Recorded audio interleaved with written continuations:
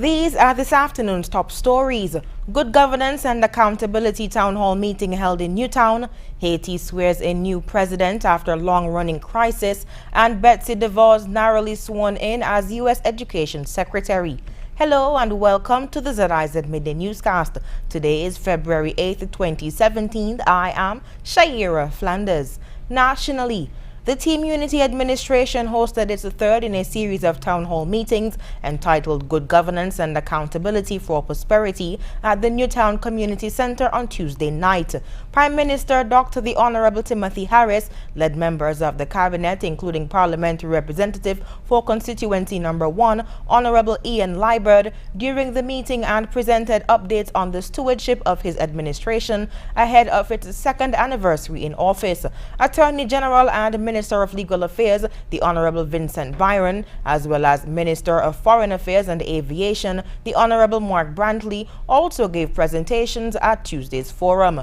Nationals and residents were given the opportunity to ask questions or present criticisms, as the town hall meetings are by the people and for the people. The Good Governance and Accountability for Prosperity Town Hall was carried live on ZIZ Radio 96.1 FM and ZIZ Television Channel 5. Winston, Zach Nisbet and Janet Johnson were recently recognized at a brief ceremony on Monday, February 6th, for the continuous contribution of their time, knowledge and resources in the development of Carnival. Chairman of the St. Kitts and Nevis Carnival Committee, Noah Mills, said that Mr. Nisbet has been a tremendous stalwart in the nurturing of culture for many years, while Miss Johnson has not only contributed as a participant, but as a coach, chaperone and consultant as it relates to pageantry and similar competitions. No doubt, I can venture to say that when these individuals perform and present their responsibilities, duties and services, they are oftentimes contractually engaged. However, the Carnival Committee and the Minister, we both would have agreed that what we're here giving today is a token beyond that. So separate and apart from whatever they would have gained from offering their services, it's not as if they would have been engaged by us. We saw the significance, we saw the hard work. Deputy Prime Minister and Minister of Culture, Honorable Sean Richards, said that what both individuals have been contributing goes beyond Carnival. It is about the preservation, it is about sustaining, it is about maintaining our culture here in St. Kitts and Nevis. It was only last week that I actually was at the opening ceremony for History and Heritage Month and made the point that our history, our heritage can only be maintained, it can only be sustained and further developed if all of us do make that concerted effort to contribute towards it. The minister also expressed that the Ministry of Culture and the government as a whole, along with the Carnival Committee, are appreciative of both Zach and Janet Johnson's work and said it is hoped that the partnerships will continue in years to come. The Government of National Unity's week of activities to mark its second anniversary in office will commence with a church service and a gospel extravaganza on Sunday, February 12th. The church service at 8:30 a.m. at the Immaculate Conception Roman Catholic Church at East Independence Square, Bastia, will be followed in the evening by a gospel extravaganza at Greenlands Park at 6:30 p.m. with renowned American gospel singer and songwriter from Baltimore, Maryland, Jonathan Nelson. According to the artist's biography, Nelson was raised in the church. His father was a pastor, his mother served as First Lady, and his relatives were musicians, all of which led to the budding artist to the Baltimore School for the Arts and Morgan State, where he studied choir. Backed by his vocal ensemble Purpose, Nelson released his major label debut Right Now Praise in 2008, followed by Better Days in 2010. He then released the #1 gospel album Finish Strong in 2013. His most recent album Fearless debuted in 2016 with songs such as My Hope, Name of the Lord, You Are Good, Rehoboth, Amazing Love, Everything You Are, I Give You Glory, Brand New and Forever Settled. The gospel extravaganza will also feature several local entertainers, including Radical Praise, African Worship Team, Ali D, and Orville Liddy.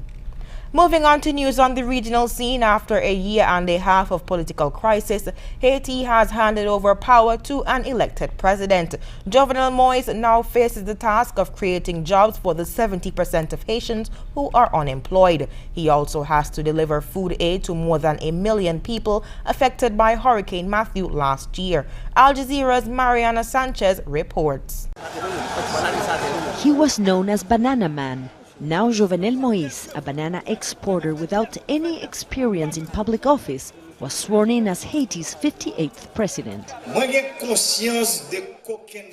I understand this task is not easy, but I'm here to tell you I will work hard to bring change to this country, to make sure all Haitians can have a better life. Today is a good day for Haiti and a good day for democracy. He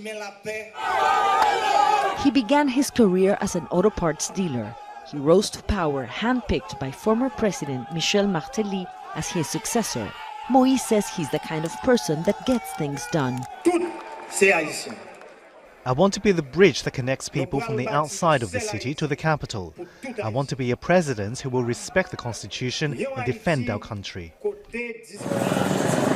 Moise has a huge task on his hands. 70% of Haitians are unemployed, 60% live in poverty, and earthquake and hurricane victims are waiting for the new government to deliver on its promises. What many Haitians want is that Moise can become a strong leader that can give them hope. Hope they can overcome the effects of natural disasters, unemployment, and a lack of food. Moise won November's election with more than 55% of the vote. He'll govern with a majority in parliament, but he faces accusations of money laundering, something he denies. Former presidential candidate Mathias Pierre says Moise will have to show he can fight corruption and unite a deeply divided country. I think by doing that, I think the president has a good chance of building the trust, because when people start seeing things, start seeing people at work, start seeing people working, I think there's a good chance to help the trust-building aspect of his government. On Tuesday, many Haitians in the capital celebrated the end of a political stalemate that left Haiti without an elected president for more than a year. I supported him, and now I want him to get to work to bring jobs and security to our country. One of his first acts in office will be to persuade the international community to write a check for nearly $300 million, money to alleviate Haiti's immediate needs. Haitians are watching and waiting, depending on Jovenel Moise to deliver on that and his other election promises. Mariana Sanchez, Al Jazeera, Port-au-Prince, Haiti. Thousands of Dominicans took to the streets of Dominica on Tuesday to participate in what is being dubbed as, quote, the Day of the People. Protesters were seen calling for the resignation of Dominica's Prime Minister Roosevelt Skerrit and his entire cabinet based on information published in a report on social media that stated that PM Skerrit is currently under investigation by an unnamed agency in the United States. The unnamed agency alleged that Prime Minister Skerrit facilitated the delivery of a diplomatic passport to a known international sanctions violator named Alireza Zabahalat Monafared, an Iranian national who was recently sent back to Iran and is reported to be facing criminal prosecution for the embezzlement of billions of dollars in state funds.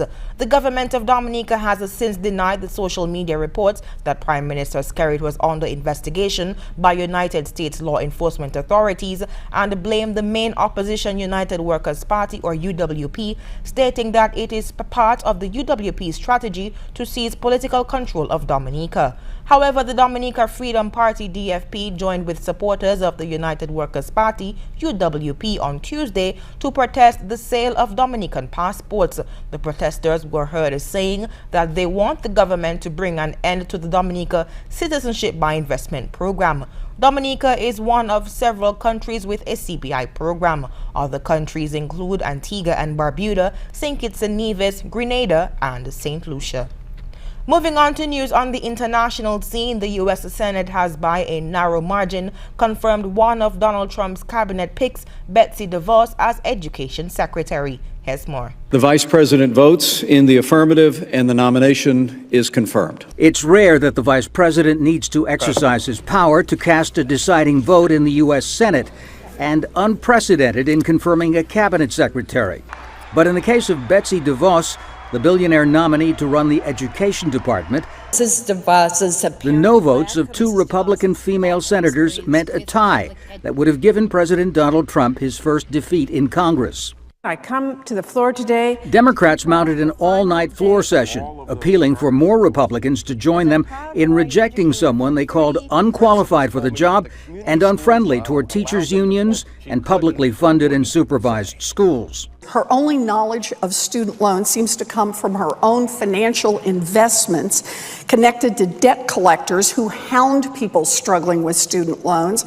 And despite being a billionaire, she wants the chance to keep making money off shady investments while she runs the Department of Education. In her confirmation hearings, DeVos also proved to be shaky in her understanding of federal law guaranteeing funding for children with special needs. And she drew more opposition when asked whether guns should be allowed in schools. Well, I will refer back to Senator Enzi and the school that he was talking about in Wapiti, Wyoming. I think probably there, I would imagine that there's probably a gun in the school to protect from potential grizzlies. Andrew Puzder, Trump's choice for labor secretary, is another threatened nominee after disclosing that he had hired an undocumented immigrant to clean his house for several years. He's the second Trump cabinet pick to make such an admission. So far, just 5 cabinet members have been confirmed, leaving 15 other nominations pending. Hundreds of other positions requiring vetting and Senate approval remain unfilled. Tom Ackerman, Al Jazeera, Washington. 4 French police officers are under investigation over the alleged rape of a black man. The victim says he was sexually assaulted while being arrested in a suburb north of Paris last week. The case is fueling anger against what many say is a pattern of abuse by French police. Natasha Butler of Al Jazeera has the details on that story. Speaking from his hospital bed with the French president at his side, 22-year-old Theo said he hoped justice would be done. Let's stop this war. Let's be united. I have faith in justice. Justice will be done. Theo was allegedly raped with a baton by police officers in the Paris suburb of Aulnay-sous-Bois. His injuries are so severe, doctors say he can't work for 60 days. His family say he's a talented footballer who works with young people and wasn't known to the police. The incident has fueled anger in a neighbourhood which already feels marginalised by authorities. Police checks are common, and for a 4th night, cars were set on fire. We are all unhappy here. We are burning cars because we are angry and want justice to be done, and for those guilty to be put behind bars. Well, what we've been seeing here are police walking around this area, shining their torches into various buildings and also firing tear gas into some of the apartment block areas. And it's that kind of heavy-handed approach which makes so many people who live here say that they are second-class citizens. I have nothing to hide. I see them, but they have a way of talking to citizens which is not okay. All 4 police officers have been put under formal investigation, 1 for rape. But that's not quelled people's fury. On Monday, hundreds marched in Aulnay-sous-Bois in protest. Mothers' groups are calling for calm. Few people here want to see a repeat of the riots which shook these suburbs for 3 weeks, more than a decade ago. Natasha Butler, Al Jazeera, Aulnay-sous-Bois. And now for the weather. Present weather is cloudy. Winds are moderate from the east to northeast at 13 miles per hour. Seas are rough with swells up to 9 feet. A warning remains in effect for small craft operators and sea bathers. The weather forecast for today predicts partly cloudy and breezy conditions with a chance of a few passing showers. Tonight will be partly cloudy with a few passing isolated showers. That brings us to the end of the ZIZ Midday Newscast. Join us this evening for these stories and more in detail. Thank you so much for tuning in.